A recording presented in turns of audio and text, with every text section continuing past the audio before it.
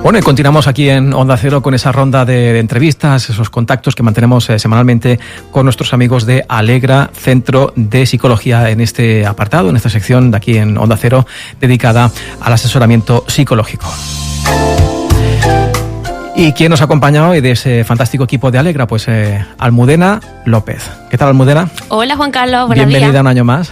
Encantada de estar aquí otra vez. Bueno, que es de ti, cuéntanos bien, ¿no? En este último año, sí. Mucho trabajo por lo que me has contado, ¿no? Sí, la verdad es que sí, que son ya cada vez más las personas que deciden poner como prioridad su salud mental y que acuden a nosotros, y nosotros encantados de estar ahí para ayudarlos.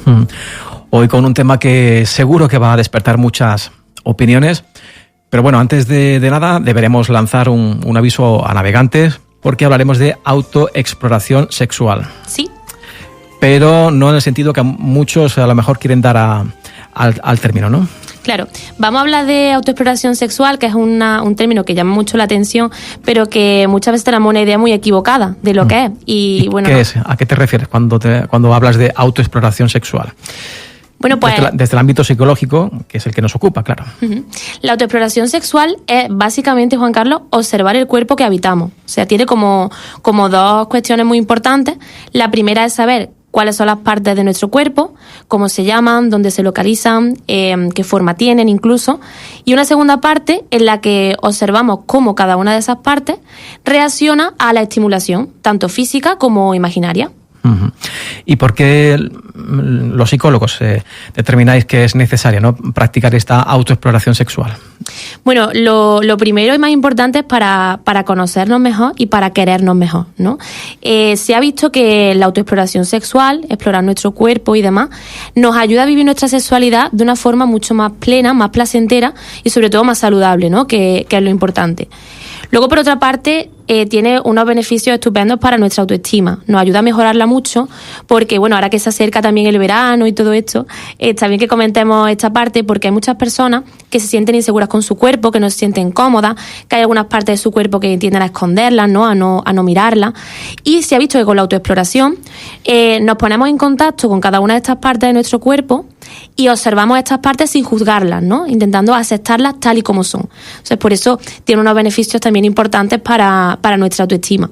Para conocernos, para mejorar la comunicación, imagino también en la pareja, ¿no? Exacto, este es un punto muy importante. De hecho, es una de las cosas que más buscan las personas con dificultades sexuales cuando acuden a terapia, que es mejorar esa comunicación con su pareja sexual.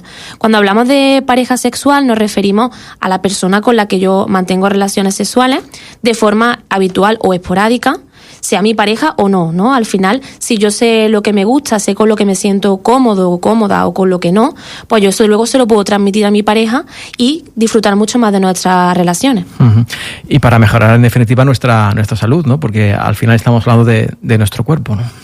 Sobre todo, yo creo que esto es lo más fundamental, ¿no?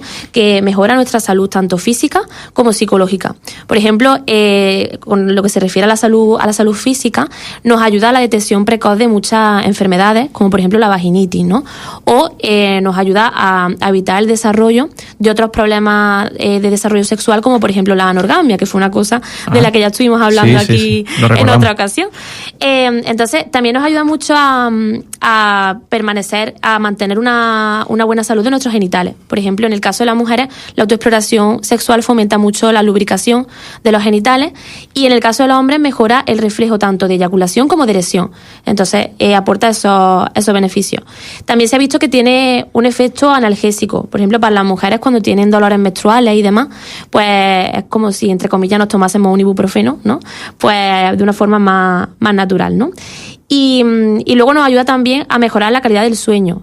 ¿Por qué? Pues porque nos ayuda a reducir los niveles de cortisol, que es el principal aliado del estrés, ¿no? Entonces nos ayuda a que descansemos un poquito mejor.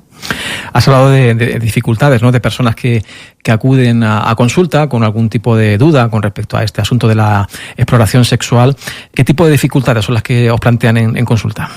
Pues las principales dificultades, varía mucho, pero las principales dificultades de desarrollo sexual que nos plantean, y son casos, de hecho viene muy bien que me lo preguntes, Juan Carlos, porque son casos en los que trabajamos esta autoexploración sexual muy frecuentemente, son por ejemplo los casos de vaginismo, ¿no? Que son personas que tienen vagina y que tienen mucha molestia, mucho dolor a la hora de la penetración o de introducir cualquier objeto en la vagina.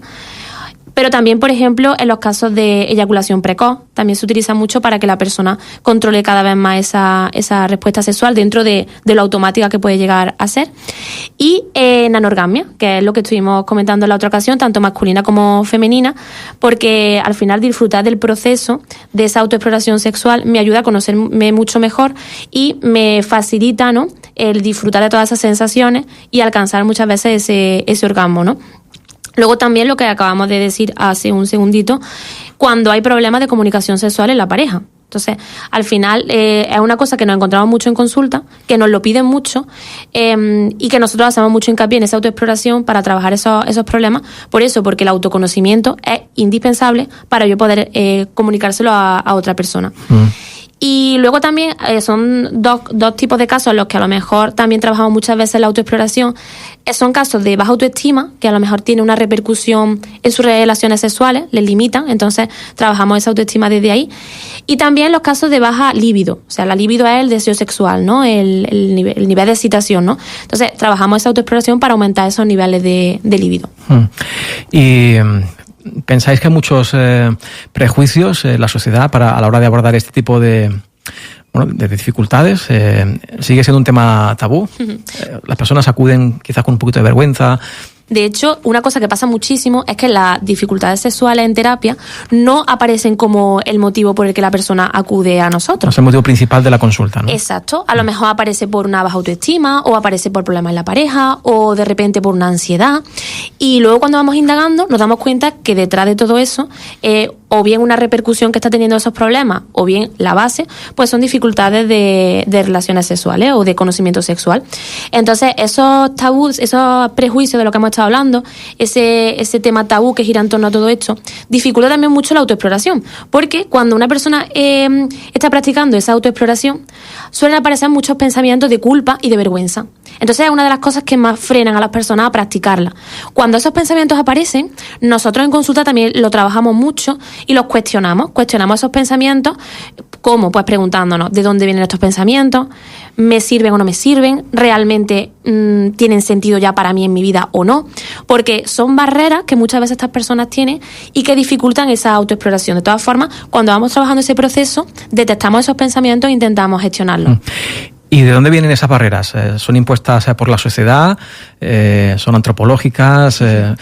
¿En qué medida, no, nuestra sociedad tiene esos prejuicios? ¿Por qué? Claro, al final es la suma de muchas cosas, pero evidentemente el factor cultural, ¿no? Influye mucho, ¿no? Entonces también es un poco el cómo se enfoque todo el tema de la educación sexual desde que somos pequeñitos y pequeñitas, ¿no? Porque muchas veces hablamos de educación sexual y nos ponemos las manos en la cabeza porque parece que vamos a hablar de cosas descabelladas, ¿no? Y realmente para nada. Al final son cosas que se enfocan mucho en la salud de la persona, que evidentemente desde que somos pequeñitos pues se va adaptando a la edad de cada una de las personas que recibe esa educación y que nos ayudaría a desmontar un montón de mitos que tenemos incluidos ahí dentro de nuestras cabezas y luego facilitaría vivir nuestra sexualidad de forma mucho más placentera. Pero respondiendo a tu pregunta, realmente el factor cultural yo creo que es algo básico detrás de esos tabú. Porque hay personas que realmente lo pasan mal, ¿no? Con todo esto. Totalmente. De hecho, les genera un malestar muy significativo que muchas veces es lo que les hace acudir ya a terapia, porque cuando ya ven una situación límite, ¿no? Claro. En ese sentido, ¿dónde está esa línea roja, ¿no? ¿En qué tipo de casos está recomendado la exploración sexual y en cuáles no? ¿En qué punto ya podemos considerar, bueno, esto ya no es normal? A ver, realmente la autoexploración sexual es una cosa que se recomienda de forma general. O sea, no es necesario que tengamos ningún tipo de problema de desarrollo sexual ni nada de eso. Me refiero en cuanto a pedir ayuda, ¿no? ¿En qué punto debemos de dar ese paso para decir esto ya no es normal? Claro, pues yo el factor que pondría como principal en este sentido es que a mí me limite. O sea, si a mí me está limitando, bien para disfrutar de forma plena de mi sexualidad, bien porque me está generando problemas de comunicación con mi pareja, bien porque me está suponiendo una incomodidad conmigo misma, bien porque siento dolor, ¿no? Evidentemente, dentro del trabajo con los problemas de desarrollo sexual se trabaja de forma interdisciplinar. Entonces, lo primero siempre es descartar algún factor biológico que pueda estar detrás de ese dolor o de esa incomodidad. Pero una vez que esto se descarta y nos quedamos con la conclusión de que es algo psicológico, si vemos que la persona tiene ese dolor, tiene esa incomodidad y realmente le genera un sufrimiento, ¿no? Pues evidentemente es un problema que hay que abordar. Pero nuestra recomendación siempre es que no apuremos tanto, o sea, que tendamos más siempre a prevenir, ¿no?, que a curar. Entonces, en el momento que veamos que queremos desarrollar nuestra sexualidad de forma más plena, que vemos que tenemos cualquier tipo de problema en este sentido, o simplemente tenemos esa curiosidad y queremos utilizar todos los beneficios que tiene la autoexploración para nuestras vidas, desde ese momento podemos ponernos en manos de un profesional que nos va a dar seguramente pautas que nos van a ayudar muchísimo. Y bueno, tratándose de un aspecto, de un asunto sexual, en el aspecto del género, no sé qué personas, qué perfil, ¿no?, demanda más la ayuda psicológica, si son más las personas de género masculino o las de género femenino las que acuden a consulta. Uh-huh. Pues fíjate, de nuestra experiencia, de lo que nosotros nos hemos ido encontrando, es verdad que el factor social de nuevo y cultural hace mucho daño en este sentido, porque es verdad que la mayoría de las veces suelen ser más mujeres, ¿no?, las que acuden a terapia alegando un problema sexual. No como primer motivo de consulta, pero bueno, luego, como te he comentado, sale, ¿no? Es verdad que a ellos les cuesta más dar el paso de buscar este tipo de asesoramiento, pero al final es por lo mismo, por esos estereotipos y esos mitos, ¿no?, que rondan en nuestras cabezas y que nos dicen que, bueno, que no podemos mostrar que tenemos ningún tipo de problema en nuestra sexualidad. Y realmente esto, al final, lo que nos acaba es limitando, ¿no? Muchas veces ellos vienen también, esto ya te lo podría comentar mejor mi compañera Esther, que es la que lleva todo el tema de la terapia de pareja, pero sí que es verdad que por lo que ella comenta y demás, muchas veces ellos vienen un poco por petición de su pareja sexual, ¿no?, porque detectan que hay algún tipo de problema, pero luego se toma conciencia de ese problema y trabajan los dos muy bien. ¿Y cómo trabajáis en consulta con estas personas? ¿Cómo practicarla? No sé si le das algún tipo de consejos, algunos deberes para casa, ¿no? Claro. ¿Cuál es esa labor que hacéis vosotros? Tips, ¿no? Vamos a ver algunos tips. Pues fíjate, lo primero, desde lo que se hace en consulta siempre es lo que se llama la psicoeducación de los genitales. ¿Eso qué es? Eso es, pues, saber básicamente la anatomía de mis genitales. Qué partes tienen, qué forma tienen, entrar un poco en contacto con esa parte, ¿no? Un poco ya de conocimiento previo, lo primero.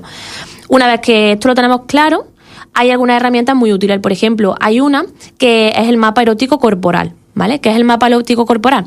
Pues un dibujo de un muñeco desnudo por la parte de adelante y por la parte de atrás, de una figura, ¿no? Y lo que se hace es que la persona tiene que ir asignando una puntuación entre el 0 y el 10 a cada una de las partes de su cuerpo, el cuello, los brazos, lo que sea, en función de la sensación placentera que obtiene tras la estimulación de esa parte. Por ejemplo, yo estimulo mi cuello y me doy cuenta de que eso me genera una sensación placentera de 4. Pues yo coloco un 4 en el cuello y así lo voy haciendo con cada una de las partes de mi cuerpo. Esto es muy útil no solo para conocer cuáles son mis zonas erógenas, es decir, las zonas que más placer me generan, sino para luego poder transmitírselo a mi pareja. Podemos intercambiar esos mapas eróticos y seguramente vamos a descubrir un montón de cosas que no sabíamos. Más cosas que se pueden hacer para trabajar la autoexploración.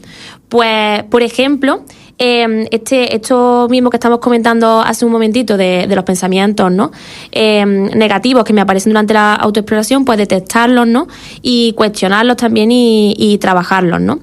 Hay otra forma de hacerlo que es a través de la atención plena, ¿vale? La atención plena es esta, aquí y ahora.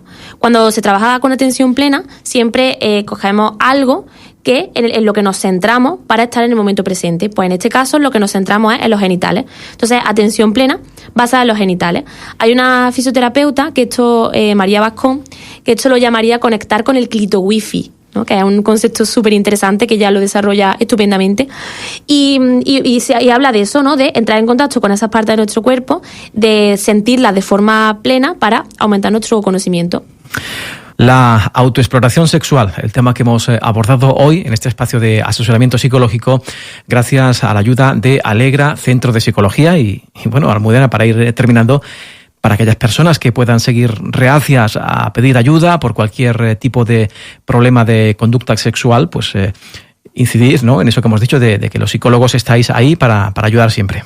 Claro, yo lo primero que les diría es que no se sientan mal por tener esas emociones de culpa o de vergüenza, ¿no? O incluso por tener ese tabú. Al final, nadie está libre de cultura, como yo digo, y de esa parte. Entonces, son sentimientos y emociones naturales, esa culpa, esa vergüenza, y lo ideal sería aceptarlas, ¿no? Y aceptar que es algo que nos acompaña sin sentirnos mal por ello, ¿no? Cada persona tiene su momento para aceptar que necesita esa ayuda y para trabajar en eso. Entonces, no vamos a presionar nunca a nadie para que trabaje a lo que no está cómodo, que no quiere. Por supuesto. Pero sí que es verdad que animarlos, como tú bien comentabas antes, ¿no? A aceptar esa parte que a lo mejor le está generando un problema en su vida y que, por supuesto, cuando lo decidan, pues aquí estamos nosotros para echar una mano y para acompañarlos, ¿no? En ese proceso de autoexploración. Muy bien, pues recuérdanos dónde se encuentra Alegra, Centro de Psicología, por si algún oyente quiere dirigirse a vuestro gabinete. Pues nosotros estamos aquí cerquita, en calle Parejo y Cañero, en el número 25, en Puente Genil. Pueden localizarnos a través del teléfono 957 96 60 80 y si no, bueno, buscáis a través de las redes sociales, que estamos muy activos por ahí. Muy bien, pues hoy hemos explorado este asunto con la psicóloga Almudena López y realmente ha sido un asunto interesante porque son de los temas que en rara ocasión se tratan aquí en una emisora de radio, así que te agradecemos que lo hayas puesto sobre la mesa. Nada, muchísimas gracias a vosotros. Hasta la próxima, muchas gracias. Hasta luego, gracias.